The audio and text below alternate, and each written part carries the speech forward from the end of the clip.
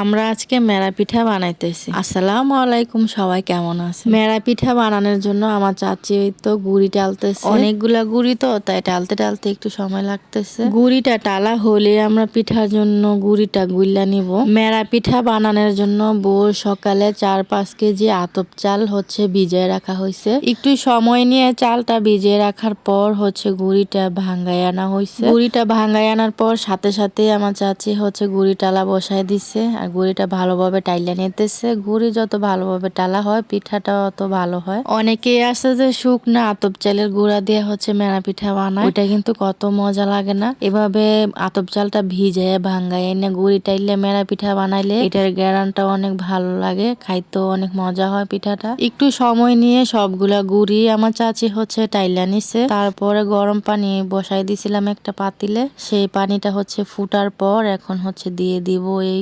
গুড়িটার মধ্যে। গুড়িটাতে আগে একটু লবণ দিয়ে দিছি আর গুড়ি 2টা বলে নিয়ে নিছি, কারণ একটা বলে এতগুলা গুড়ি মাখা সম্ভব না। তাই 2টা বলে ভাগ করে নিয়ে নিছি গুড়িটা। তো অল্প অল্প করে পানি দিয়ে ভালো করে গুড়িটা গুইলা নিতেছি। এতগুলা মেরা পিঠা বানানোরও কারণ আছে, কারণ আমার ভঞ্জির শ্বশুর বাড়িতে এই মেরা পিঠা পাঠাবো, তার জন্য অনেকগুলা গুলানো হয়েছে। আর সাথে তো আমরা খাবোই। পিঠার মজা কিন্তু শীতকালে, আর শীত গেলে কিন্তু পিঠা অত ভালো লাগে না।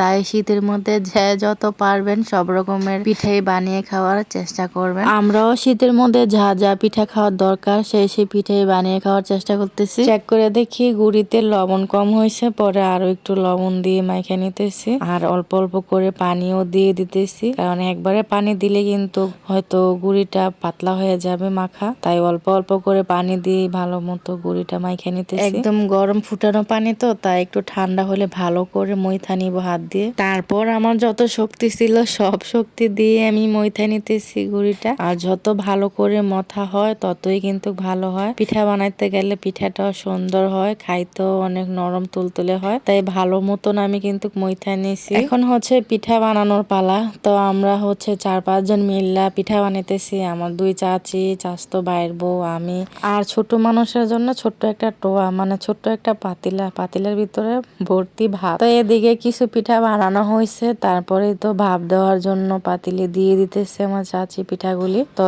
এক পাতিলা ভাপ দেওয়া হইলে পরে আবার আরেক পাতিলায় ভাপ দিবে, কারণ এতগুলা পিঠা তো আর এক পাতিলে জায়গা হবে না। তাই এক পাতিলা সিদ্ধ করার পর মানে ভাপ দেওয়ার পর পরে আবার আরেক পাতিলা বসাই দেওয়া হবে। এই পিঠাটা হয়তো অনেক এলাকায় অনেক অঞ্চলে অনেক নামে চিনে, কিন্তু আমাদের এদিকে আমরা মেরা পিঠা নামে বলি, বা আমাদের এদিকে সবাই মেরা পিঠা নামে চিনে। মেরা পিঠাটা বানানো কিন্তু অনেক সহজ, যে কোনো মানুষের চেষ্টা করলে পারবে। যে কাইটা দিয়ে আমি মেরা পিঠা বানাইতেছি ওই কাইটা দিয়ে কিন্তু সুন্দরভাবে ঝিনুক পিঠা, নকশি পিঠা বানানো যাবে। আমি চাইলে এই কাইটা দিয়ে ঝিনুক পিঠা, নকশি পিঠা বানাতে পারতাম, কিন্তু আজকে বানাবো না। আজকে শুধু মেরা পিঠাই বানাবো। সবগুলি পিঠাই আমাদের বানানো হয়ে গেছে। তো এদিকে আমার চাচি একটা ছোট লাঠি দিয়ে গুতা দিয়ে দেখলো যে পিঠাটা সিদ্ধ হয়েছে কিনা। পরে দেখে যে না, পিঠাটা সিদ্ধ হয়ে গেছে।